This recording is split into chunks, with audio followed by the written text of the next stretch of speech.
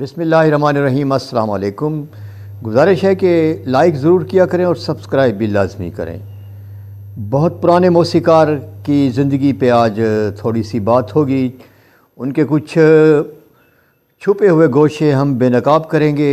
ایک ایسا موسیقار کہ فلموں کے ابتدائی زمانے میں انہوں نے اپنے فن کا لوہا منوایا اور برِ صغیر کی موسیقی سننے والوں کو 3 آوازوں کے تحفے دیے: لتا منگیشکر، نور جہاں اور شمشاد بیگم۔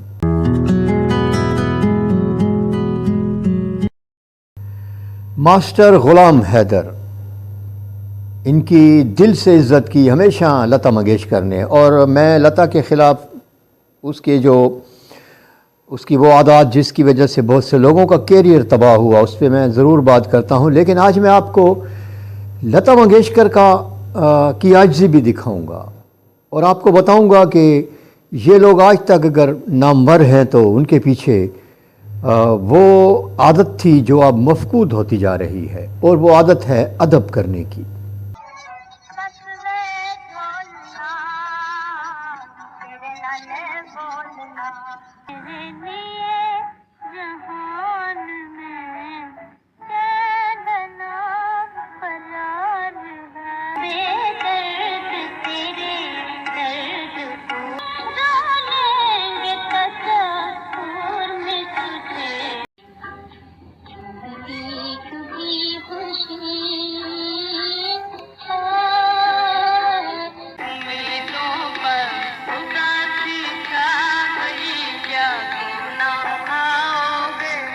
غلام حیدر نے نور جہاں کو متعارف کرایا۔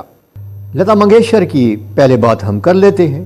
لتا منگیشکر جب فلمی دنیا میں آئیں تو آپ کو شاید علم نہیں ہوگا کہ انہوں نے چھوٹے موٹے اداکاری کے شارٹس دے کر، مطلب بہت ہی مختصر، کبھی گزر گئیں، کبھی ایک بات کر کے چلی گئی، 2-3 فلموں میں انہوں نے یہ کام کیا، اور چاہتی تو وہ یہ تھی کہ وہ گلوکارہ بنے، لیکن ان کو موقع نہیں مل رہا تھا۔ وہ کورس میں گاتی تھی، یعنی کہ بہت ساری عورتیں گا رہی ہیں، درمیان میں وہ بھی کھڑی ہوئی ہیں۔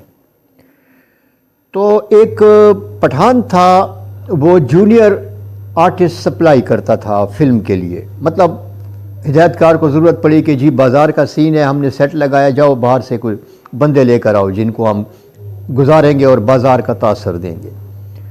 تو اس نے لتا منگیشکر کی آواز سن لی تھی اس پٹھان نے۔ وہ غلام حیدر کے پاس گئے کہ سر جی ایک بڑی پیاری آواز ہے، آپ ضرور اس کو چاہتے۔ غلام حیدر نے کہا کہ ٹھیک ہے، لے آؤ اس کو کسی دن۔ تو اس پٹھان نے لتا منگیشکر سے جا کر بات کی اور ان کو ایک ڈیٹ بتا دی آنے کی۔ لتا آئیں، کافی دیر ہو گئی، انتظار کرتی رہیں، لیکن چونکہ ابھی اس پوزیشن میں نہیں تھی کہ وہ انتظار کرنے کے بجائے انتظار کرائیں، لیکن پھر بھی وہ بیٹھی رہیں۔ 3-4 گھنٹے کے بعد غلام حیدر ان کے پاس آئے اور سوری کیا کہ کام بہت زیادہ تھا، جی سنائیں آپ کچھ۔ تو لتا نے غلام حیدر کی موسیقی میں ترتیب دی ہوا فلم ہمایوں کا ایک نغمہ سنایا، جس پر غلام حیدر نے کہا کہ کچھ اور سنائیں۔ لتا نے جب ایک اور گیت سنایا تو غلام حیدر بہت متاثر ہوئے، انہوں نے کہا کہ تمہیں تو ضرور فلموں میں گانا چاہیے۔ وہ اس کو لے کر ششدر مکھرجی کے پاس گئے۔ یہ ششدر مکھرجی انڈیا کی ماضی قریب کی ایک اداکارہ رانی مکھرجی کے پردادا تھے۔ ششدر مکھرجی کے پاس لے گئے، وہ فلم شہید بنا رہے تھے، تو اس کی موسیقی غلام حیدر کے پاس تھی۔ غلام حیدر نے تعارف کرایا لتا کا، ششدر نے کہا جی کچھ سناؤ۔ لتا نے جب سنایا تو ششدر مکھرجی نے منہ بنا کر کہا کہ یار یہ کیسی آواز لے کر آپ گئے، ایک تو اس کی آواز پتلی ہے، دوسری اس میں ایک چیخنے کی سی خرونچ سی ہے، مطلب چیخ سی سنائی دیتی ہے، کانوں کو اچھی نہیں لگتی، یہ پلے بیک سنگنگ کے قابل نہیں ہے۔ غلام حیدر غصے سے اپنی جگہ سے کھڑے ہو گئے اور کہا کہ آج آپ اس کو نظر انداز کر رہے ہیں، لیکن میری بات یاد رکھیے ایک وقت آئے گا جب آپ اس کے لیے ٹائم مانگیں گے اور اس کے آگے فلم سازوں کی قطار ہوگی جو اس کے گھر کے باہر کھڑی ہوگی۔ ششدر مکھرجی نے طنز سے مسکرا کر ہی محض جواب دیا اور غلام حیدر نے بازو سے پکڑا لتا کے اور تیزی سے باہر نکل گئے۔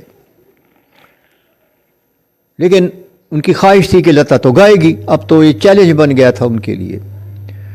وہ ریلوے اسٹیشن پہنچے، بمبئی کے قریب ہے گورگاؤں، تو گاڑی میں لتا کو بٹھایا اور ایک فلم تھی مجبور جو بن رہی تھی جس کی موسیقی غلام حیدر کے پاس تھی، تو انہوں نے ریلوے اسٹیشن پر ہی گانے کی دھن بنانا شروع کر دی۔ وہ سگریٹ پیتے تھے 555 کا، اس میں سے جو سگریٹیں تھیں وہ نکال کر جیب میں رکھیں اور خالی ڈبیا کو تبلے کی جگہ رکھ کر، مطلب انگلیوں کی کو تحریک دے کر انگلیوں کے ردھم پر اس نے لتا کو کچھ سمجھا دیا، موسیقی سمجھا دی اور گاڑی آ گئی۔ باقی کام انہوں نے ریل گاڑی کے اندر کیا اور پھر فلم مجبور کے لیے لتا نے گیت گا لیا۔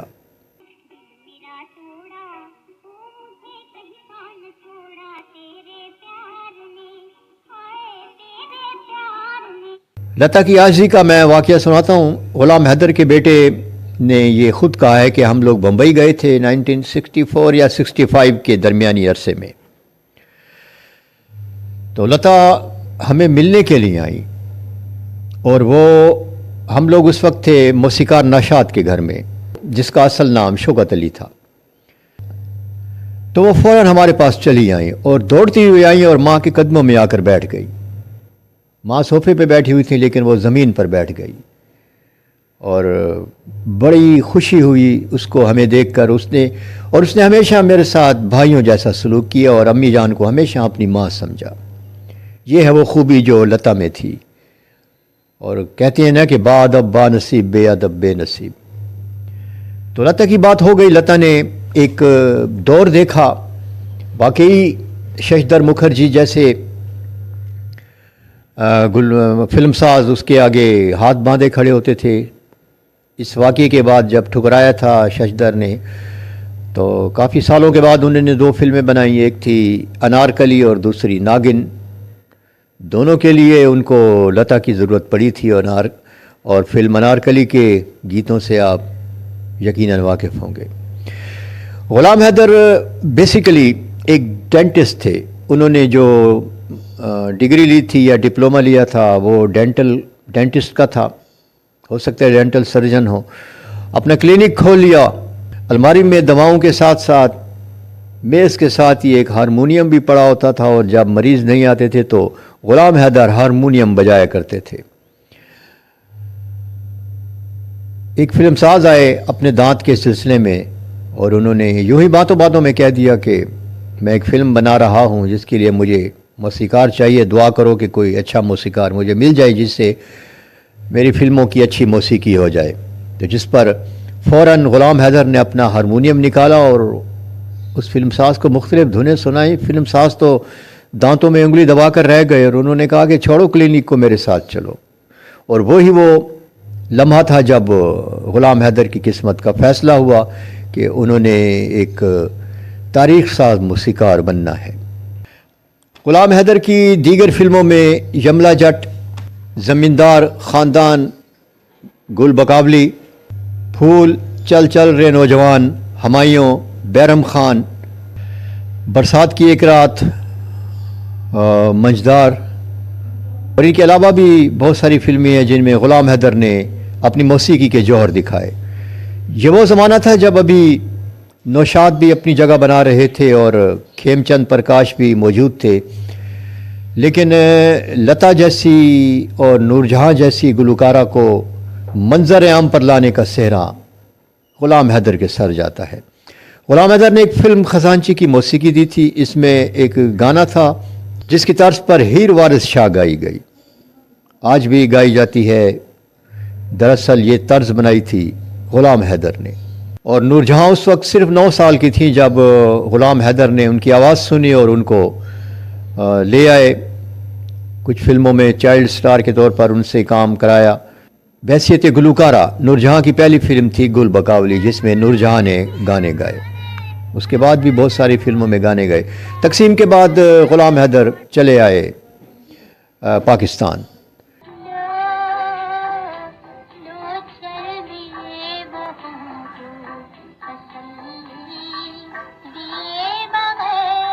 یہاں انہوں نے 2 فلموں کی موسیقی دی، ایک تو لیلا، دوسری گلنار۔ پھر وہ بیمار پڑ گئے، ان کو کینسر لاحق ہو گیا تھا، جس کی اطلاع جب لتا کو ملی تو وہ اسی دن بمبئی سے نکلی اور بارڈر تک آئیں۔ نور جہاں کو بھی بلا لیا تھا اور وہ بھی پہنچ گئے تھے، غلام حیدر بھی۔ انہوں نے لتا نے غلام حیدر کی بڑی منت کی کہ آپ واپس ہندوستان آ جائیں۔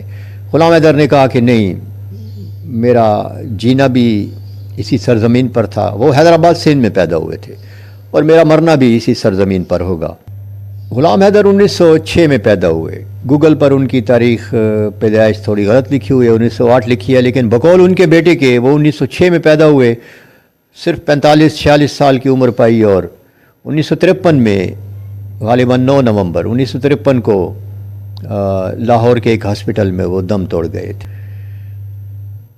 غلام حیدر ایک تاریخ ساز موسیقار ہیں، اور فلم جب شروع ہوتی ہے تو اس کے ٹائٹل کے پیچھے جو موسیقی ہوتی ہے اور اس کا آغاز بھی، وہ سوچ بھی غلام حیدر کی تھی۔ ہمارا یہ آج کا ولاگ آپ کو کیسا لگا؟ اپنی رائے ضرور دیجئے۔ اگر میری کوئی بات غلط ہو تو آپ مجھے ٹھیک کر سکتے ہیں، نشاندہی کر سکتے ہیں۔ میں انسان ہوں، پہلے بھی میں نے کہا تھا۔ میں کوشش کرتا ہوں کہ درست معلومات آپ تک پہنچیں۔ بہرحال غلطی ہو جاتی ہے۔ اپنے آس پاس کے لوگوں کا خیال رکھیے، اللہ تعالیٰ آپ کا خیال رکھے گا۔ ویڈیو دیکھنے کا شکریہ۔